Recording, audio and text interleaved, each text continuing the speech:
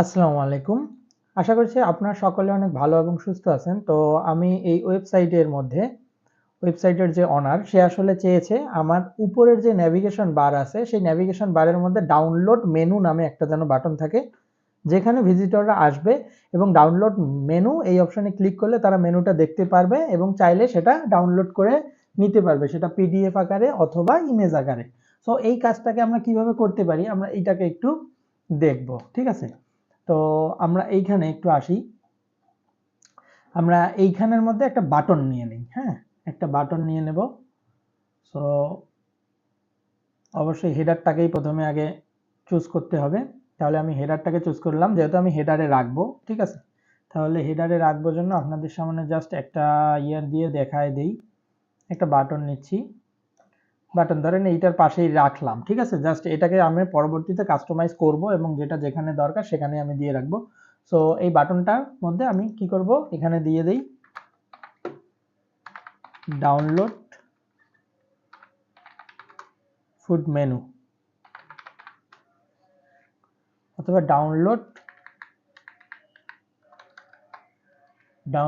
শুধু ডাউনলোড রেখে দিই। হ্যাঁ, পরবর্তীতে এটা চেঞ্জ করা যাবে। আচ্ছা, আমি টেক্সটটা দিয়ে দিলাম এবং এটাকে আমি হচ্ছে সাকসেস হিসেবে কল করছি এবং এখানে একটা লিঙ্ক দেওয়ার অপশন আছে। আমরা এইখানে হচ্ছে আমাদের মেইন কাজটা। তো আমি আমার ওয়ার্ডপ্রেস থেকেই চাচ্ছি কি যে আমার ফাইলটাকে এখানে প্রথমে আপলোড দেব, দেন এখান থেকেই তারা ডাউনলোড দেবে। সো এটাকে আমি কিভাবে এখানে নিয়ে আসবো, আমার প্রথমে মিডিয়া লাইব্রেরি যে আছে সেই মিডিয়া লাইব্রেরিতে চলে যাব। তাহলে আমি প্রথমে ড্যাশবোর্ডে আসলাম। তো আমি ড্যাশবোর্ডে এসে এই যে মিডিয়া থেকে লাইব্রেরি, আমরা লাইব্রেরিটাকে একটু ওপেন করে নেব। সরি, অন্যটাতে ওপেন হয়ে গেছে। মিডিয়া থেকে লাইব্রেরিটাকে একটু ওপেন করে নেব। ওপেন করে এখানে আমি আমার ফাইলটাকে প্রথমে দিয়ে দেবো, ঠিক আছে? তাহলে কি এই যে অ্যাড নিউ ফাইল, এখান থেকে আমি আমার ফাইলটাকে দিয়ে দেই। আমার ফাইলটা এইখানে আছে, এই যে এইটা, এটাকে আমি এখানে দিচ্ছি, ঠিক আছে? এই যে ফাইলটা আপলোড হচ্ছে, এটা পিডিএফ। হ্যাঁ, আপনারা চাইলে যে কোনো একটা ইমেজও এটা দিতে পারেন, আমি দেখিয়ে দিচ্ছি সবকিছু। তো তার আগে আমরা একটা পিডিএফ আগে দিয়ে নেই। এই যে পিডিএফটা কিন্তু আমি দিয়ে দিয়েছি। পিডিএফটা দিয়ে আপলোড দেওয়ার পর এখানে একটু ক্লিক করব। এখানে একটু ক্লিক করলে আমরা নিচের দিকে একটা লিঙ্ক দেখতে পারবো, এটা হচ্ছে ফাইলের ইউআরএল। সো এই লিঙ্কটাকে আমরা কপি করে নিয়ে যাব। কপি করে আমরা যেখানে এডিট করছিলাম সেখানে চলে আসব এবং এইখানে যে লিঙ্কটা আছে এই হ্যাশটাকে তুলে দেব।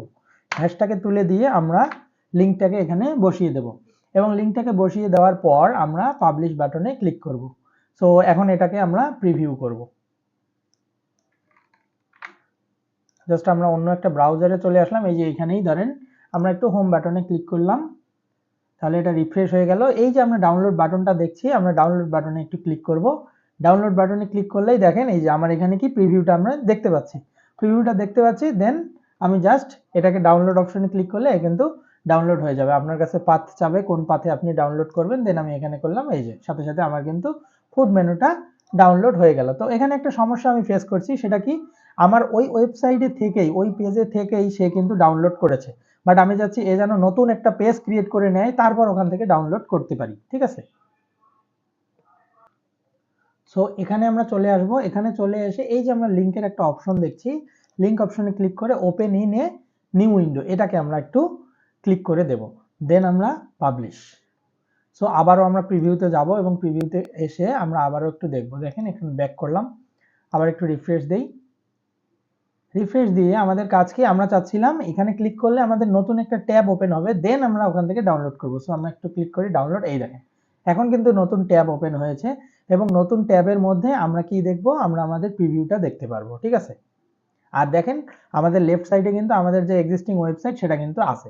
সো এতে করে কি, এতে করে আমাদের নতুন যে ইউজারটা চলে আসতেছে তাকে আর ব্যাক করে আবার ওয়েবসাইটে যাইতে হচ্ছে না, ঠিক আছে? সে এখানে আবার চলে আসতে পারে। এই যে, সো দেখুন এখান থেকে আপনি চাইলে ডাউনলোড করে নিতে পারেন, ঠিক আছে? এই যে ডাউনলোড একটা অপশন থাকবে, ডাউনলোড করে আপনি নিতে পারেন।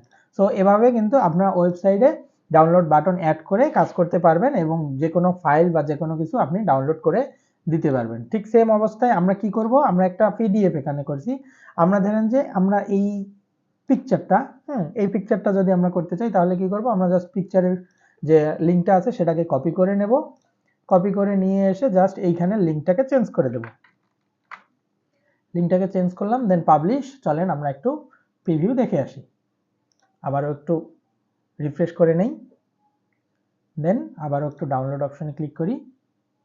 এই যে ইমেজ হলে আপনার ওইখানেই উপরে পপ আপ হিসেবে ওপেন হবে, ঠিক আছে? ইমেজ হলে পপ আপ হিসেবে ওপেন হবে, কিন্তু আপনার যেহেতু পিডিএফ ফাইল সেই জন্য পাশের ইয়াতে ওপেন হয়েছিল। সো এটাকে কেটে দিলাম। এই তো। তাহলে আবারও আমি কি করব, আমার আগের যে এক্সিস্টিং যে ইয়াটা আছে আমরা সেটাকেই ইয়া করে দিই, ঠিক আছে? অথবা এটাকে আমরা একটা কাজ করতে পারি, আমরা এটাকে ইমেজ হিসেবে আপাতত দিয়ে রাখি, দেন ক্লায়েন্ট আমাকে কি বলে তার উপর ডিপেন্ড করে আমি এটাকে চেঞ্জ করব, সমস্যা নেই। তো এটাকে ইমেজ হিসেবে আমি রাখছি, ইমেজ হিসেবে আমি ডাউনলোডে রেখে দিচ্ছি। দেন কাজ কি, আবারও আমাকে মিডিয়াতে আসতে হবে, লাইব্রেরিতে যাব, দেন অ্যাড নিউ ফাইল, দেন ফাইলটাকে সিলেক্ট করব, ফাইলটাকে সিলেক্ট করে জাস্ট আপলোড করে দেব। আপলোড করে দিয়ে একটু অপেক্ষা করব, এখান থেকে আমি লিঙ্কটা নিয়ে নেব। লিঙ্ক নিয়ে নিচ্ছি, এই যে লিঙ্ক অলরেডি তৈরি হয়ে গেছে, লিঙ্ক শুধুমাত্র এখানে বসিয়ে দিলেই কাজ শেষ। সো ডাউনলোড অপশন আমি দেখতে পাচ্ছি, কন্ট্রোল এ দিয়ে এটাকে এই যে লিঙ্কটাকে চেঞ্জ করে দিলাম, publish, then refresh and download. So download করলেই কিন্তু সামনের দিকে আমার এই যে আমি ফুড মেনুটাকে দেখতে পাচ্ছি। সো এখান থেকে ডাউনলোড করে নিতে পারবো। সো ভালো থাকবেন, সুস্থ থাকবেন, ধন্যবাদ।